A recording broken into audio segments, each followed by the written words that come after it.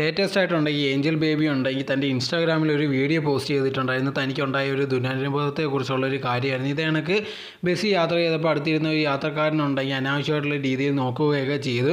So ഈ video ഇറങ്ങി ഇതേ കണക്ക് പോസ്റ്റ് ചെയ്തതിന് ശേഷം കൊണ്ട് ഒരുപാട് പേര് വന്നിട്ട് എവളുണ്ടെങ്കിൽ ഭയങ്കര ഉടായിപ്പാണ്, ഇത് കള്ളത്തരമാണ്, അല്ലെങ്കിൽ ആ സമയത്ത് എന്താ റിയാക്ട് ചെയ്യാഞ്ഞത്, ഇതേ കണക്ക് വീഡിയോ എടുത്തുകൊണ്ടിരിക്കുകയാണോ ചെയ്യുന്നതെന്ന് പറഞ്ഞുകൊണ്ടെങ്കിൽ ഒരുപാട് പേര് രംഗത്ത് വന്നിട്ടുണ്ടായിരുന്നു.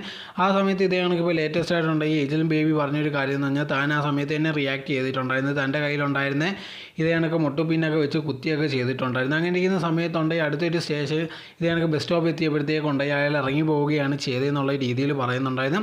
എന്നാലും ഉണ്ടെങ്കിൽ കുറേ പേര് ഇതേ കണക്ക് വന്ന് ഇവളിങ്ങനെ കള്ളമാണ് പറയുന്നതെന്നൊക്കെ പറയുന്നുണ്ട്. ഇതേ കണക്കുണ്ടെങ്കിൽ ഒരുപാട് സംഭവങ്ങൾ നമ്മുടെ നാട്ടിൽ നടക്കുന്നുണ്ട്.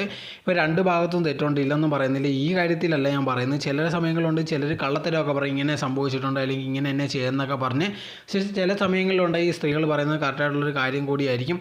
ഇതേ കണക്കുള്ള സംഭവം നേരത്തെ നടന്നിട്ടുണ്ടായിരുന്നു, ഒരു 2 വർഷമായി കാണും. ഇതേ കണക്കുണ്ടെങ്കിൽ ഉണ്ടെങ്കിൽ ഒരു പെൺകുട്ടിക്ക് ബസ്സിൽ വെച്ച് ഒരു സംഭവം നടന്നെന്ന് പറഞ്ഞപ്പോഴത്തേക്ക് ഒരുപാട് പേര് ആ പെൺകുട്ടിയാണ് കുറ്റം പറയുന്നത്. പക്ഷേ കുറച്ച് കഴിഞ്ഞപ്പോഴത്തേക്ക് അവൻ്റെ കയ്യിലെ തെറ്റെന്ന് പിന്നെ അത് അവൻ ചെയ്ത് തന്നെ തെളിയിക്കുകയാണ് ചെയ്തത്. സോ നമ്മുടെ നാട്ടിലുണ്ടെങ്കിൽ ആൾക്കാർ ഉടനെ എന്ത് പ്രശ്നം ഉണ്ടായാലും വിമൻ്റെ ദേഹത്താണ് കൊണ്ടുവിടുന്നത്, അവരുടെ കയ്യിലെ തെറ്റെന്നുള്ള രീതിയിലാണ് പറയുന്നത്.